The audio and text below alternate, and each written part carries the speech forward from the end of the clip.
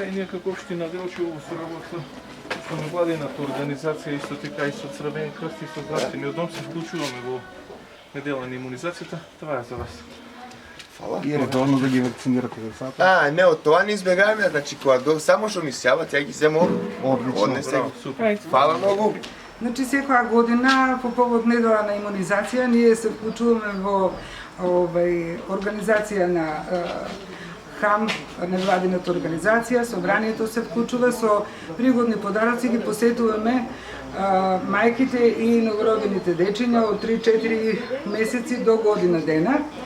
Иако во здравствен дом кампањата постојано тече, вакцинацијата се одвива постојано, немаме невакцинирани деца, имавме некои проблеми со МРП вакцината, знаете, социјалните мрежи и се што се случуваше ги одвраќаа родителите, меѓутоа епидемијата која што беше 18-та година, 19-та, родителите во Македонија научија лекцијата така да почнаа да се вакцинираат.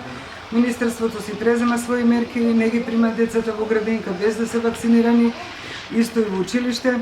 Верувајте дека ние во Делчево немаме никакви реакции на МРП, ниту на некоја друга вакцина.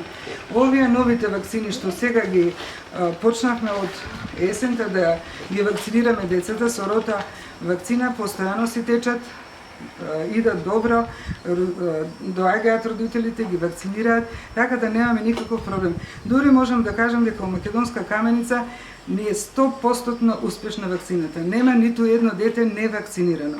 Исто така и во Делчево е над 90%. Некои деца не се вакцинирани, моментално болесни, отсутни и така натаму. Меѓутоа, тенденцијата секогаш во Делчево била над 96%.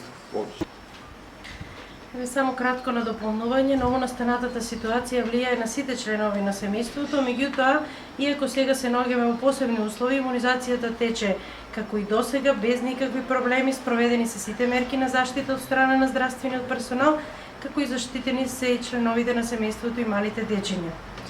Новонастанатата ситуација влијае не само на родителите и туку на децата и потребна е реорганизација на целокупното семејство.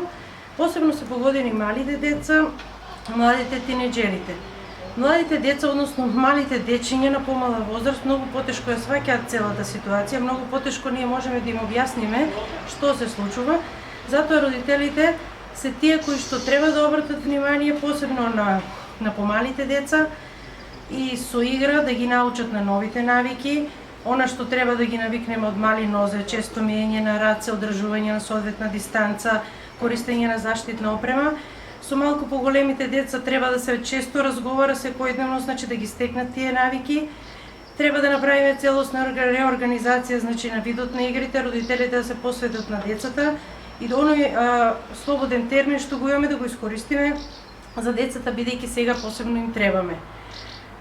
Се надеваме дека ќе ги стекнеме овие навики кои што ни се потребни, уште од мали нозе, ние самите ќе се промениме, бидејќи не само децата, треба и ние возрастните да направиме некои промени во секојдневниот живот, да стекнеме некои подобри навики со кои што ќе се справиме со ова секојдневие. Патронажната служба работи успешно, иако во оваа тешка ситуација со COVID-19 вирусот, ги посетуваме родилките, се разбира со заштита, им даваме совети како да се грижат за своите новородени деца, им советуваме како да пристапат кон подобра исхрана на своите деца, ги советуваме како да се грижат за нив, ги советуваме за редовна имунизација, за превенција од болести и така.